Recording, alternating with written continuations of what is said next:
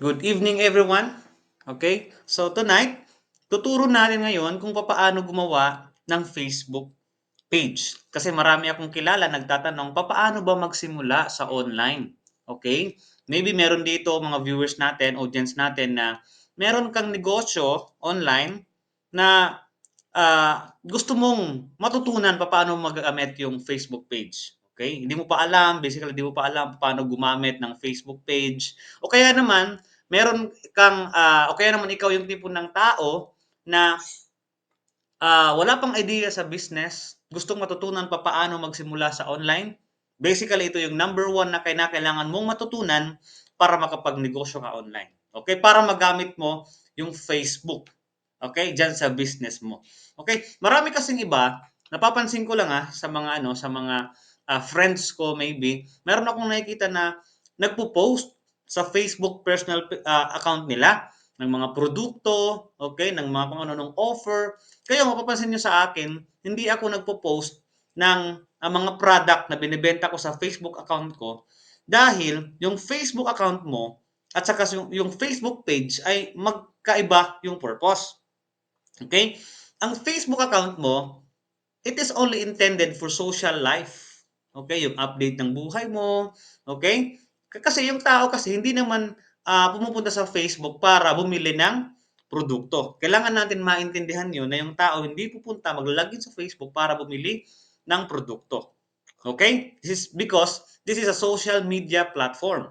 Okay? Kaya ang ginawa ni Facebook, nag-create siya ng tinatawag na Facebook business page. Okay? Para kung ikaw, entrepreneur ka, nagdenegosyo ka, or may produkto ka, pwede mo itong magamit specific para sa business mo.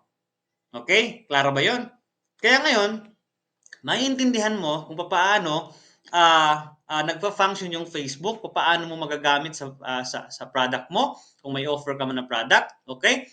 Para at least alam mo na ngayon na iba lang pala yung purpose ng Facebook account, sa Facebook page, at saka yung Facebook Ads Manager. Okay, so sa ngayon, focus tayo dito sa pag-create ng Facebook page para magamit mo ito sa kahit anong produkto na ino-offer mo. Okay? Kung meron ka mang binebenta na produkto, napakaganda nitong ah, ah, Facebook page para i-promote mo yung product mo. Okay? Kung ready ka na, okay, punta tayo dito sa account ko mismo. Papakita ko sa inyo kung paano gumawa, okay, ng Facebook page na magagamit mo agad diyan, okay, sa negosyo ang ginagawa mo. Okay? So, punta ka lang dito sa Facebook account mo. Okay, tapos, okay, wait lang, hindi ko to Facebook account, Facebook page ko to. Punta tayo dito, tapos hanapin mo lang itong see more dito sa bandang left. Kung makikita niyo po itong aking mouse cursor, okay? Yan. By the way, kunting disclaimer lang, itong video na to, para lamang ito sa mga wala pa talagang idea paano gumawa ng Facebook page. Kung ikaw, alam mo na paano gumawa ng Facebook page, please stop mo na lang panonood ng video na to kasi hindi para sa'yo ang video na to. Is it clear? Okay. So ngayon, going back, balik tayo dito. Punta lang dito, hanapin mo lang yung pages. Okay? Pwede rin dito sa bandang to. Wait lang, sana yon. Hindi, okay, dito na lang. Sa pages, click mo lang yung pages na yan. Then, mapupunta ka dito. Click mo lang itong create new page. Basically, sobrang simple lang ng paggawa ng page. Okay? Hindi ito ganun kahirap. Okay? At basically, tinuturo ko lang sa inyo dito kung saan ano yung tamang paraan para gamitin o paggawa ng Facebook page para magamit nyo ito sa kahit anong offer na gagawin nyo in the near future o kaya ngayon meron kayong pinopromote na produkto. Okay? Dito, depende ito sa kung anong product ang binibenta mo. Like for example, ikaw nagbebenta ka ng real estate. Meron kang business real estate. Okay, dapat yung page name mo related dun sa real estate na business mo. O kaya naman, ikaw nagbebenta ka ng mga ukay-ukay. Dapat related din doon. O kaya naman, mga beauty products, mga food supplement. Okay? O kaya naman, mga sapatos. Depende. Okay? So, let's say for example, nagbebenta tayo ng sapatos. Okay? So tayo ang pwede natin ilagay dito na pangalan ay related din sa product na binebenta mo. Let's say for example, Sky Shoes. Okay? Depende lang yan. For the sake of example lang to Okay. Tapos, okay, yung ano naman, yung category, dapat related ito dun sa binibenta mo. So for example, shoe, repair. Okay? Lang. About shoes. So for example, okay, pwede rin ito, shoe repair shop, nag-o-offer ka ng ano, or footwear store. Yan, pwede yan. Depende sa category. Kung ano naman, kung food supplement, about health naman, about beauty, yun yung piliin mo. Okay? Itong bio, okay? Ito yung ano, optional lang naman to. Depende lang naman to sa'yo kung lalagyan mo, okay, ng bio yung page mo. Pero maganda rin kung lagyan mo. Pwede mong lagyan dito anong purpose ng page na to para at least yung mag-visit ng page mo, dito pa lang makikita nila, itong page na to para lang ito sa mga mahilig sa mga sapatos. Okay? Yung purpose niya. Okay? So, after that, create page ka lang. Yan. Tapos, yan.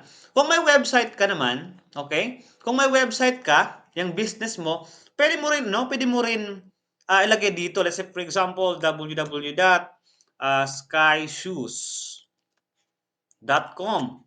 Pwede mo ilagay dyan. Para at least, yung mga mag-visit ng page mo, pwede nila itong ma-visit. Pwede nilang itong makita, maklik. Okay? At makita nila yung website mo kung meron ka mang website. Tapos, yung phone number mo rin, pwede mo rin ilagay dito. Okay? Siyempre, ang ilalagay mong phone number dito is yung number na kung saan ginagamit nyo sa business nyo. Okay? Or anything na number na ginagamit nyo sa pag-transact ng business nyo, sa pag-receive ng mga inquiries, pwede dito. Okay? Tapos yung email, pwede rin, lagyan nyo dito, sample lang to, skyshoes@gmail.com. Okay. Tapos, address, ito, kahit anong address, kung saan man, maybe yung location ng store nyo, pwede nyo itong ilagay dito. Okay? Tapos, yung lugar nyo, depende sa'yo kung saan address yung ilalagay nyo dito. Ito for the sake of example lamang to. Okay, tapos gawin mo lang always open 24 hours kung 24 hours lang yung ano mo, yung business mo nagra-run. Since online naman ito, pwede rin naman yan 24 hours, pwede rin. Okay? So yon. Tapos click mo lang yung next. Okay. Tapos dito, okay? Lalagyan mo lang siya ng profile pic. Depende sa product na gusto mong i-offer. Siyempre, dapat related yung profile picture mo at sa cover photo mo dun sa product na gusto mong gawin, gusto mong ibenta. Let's say, for example na lang, sapatos. Okay? Kuha tayo dito ng sapatos. Sabihin natin ito. For the sake of example lang to Okay. So, ito yung profile picture natin.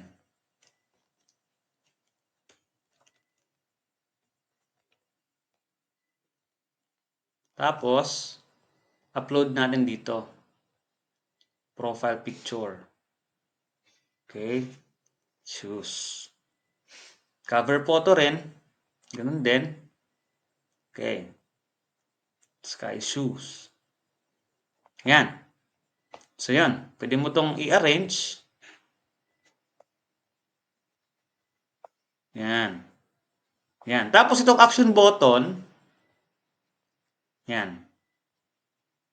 Mahalaga rin to nalagyan mo rin ito dahil, say for example, meron kang client na nag-inquire sa'yo. Okay? Gustong magtanong. Send message. Lagay mo dito para makausap mo yung client mo. Okay? Send message. Tapos, save mo lang. Okay. So, yan. After that, click mo lang yung next.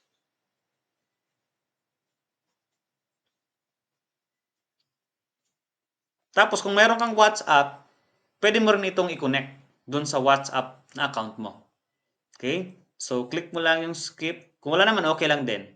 Tapos, itong build your page audience, pwede mong i-invite yung mga friends mo na mag-like, mag-follow, dito sa page mo. Di natin alam, baka makakuha ka diyan ng ano, ng benta sa mga friends mo. Possible, yung mga future customer mo. Okay?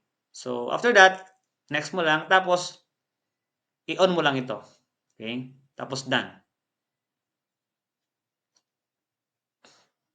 Yun. Basically, ganun lang kasimple. Ganun lang kasimple gumawa ng Facebook page. Tapos, after that, pag meron ka ng Facebook page, pwede ka na mag-post dito ng mga content na related dito sa page na minamanage mo sa business mo. Pwede kang mag-post ng mga videos, pictures na related sa product na binebenta mo, of course. Okay? So, yun lang actually, gano'n lang kasimple gumawa ng Facebook page. Sa susunod na mga content na i-upload ko or ng team namin is tuturuan naman namin kayo kung paano naman gumawa ng simpleng chatbot. Okay? Para at least, dumating man yung araw na maraming mag-inquire sa'yo sabay-sabay, merong sasagot. Merong automatic response na sasagot dun sa mga inquiries na magme-message sa'yo. Okay, para at least hindi sayang yung mga mag-i-inquire sa'yo. Na kahit tulog ka, pwede mong masagot yung mga mag-i-inquire dyan sa business mo. Lalo na kapag nag-set up ka na ng Facebook ads. So, ibang usapin din yon yung Facebook ads. Kaya, kung ako sa inyo, follow nyo lang yung page na to dahil dito sa page na to, mag-upload kami ng mga very valuable content na kung saan makakatulong, okay, sa inyo sa pagnenegosyo. Okay, makakapagbigay sa inyo ng advantage sa pagnenegosyo online. Okay? So hopefully marami kayong natutunan sa video na to. And don't forget to like and share and follow our page. And kung meron kayong mga gustong i-comment, comment down below. Okay? At isa-isa kong replyan yun at babasahin namin. Thank you!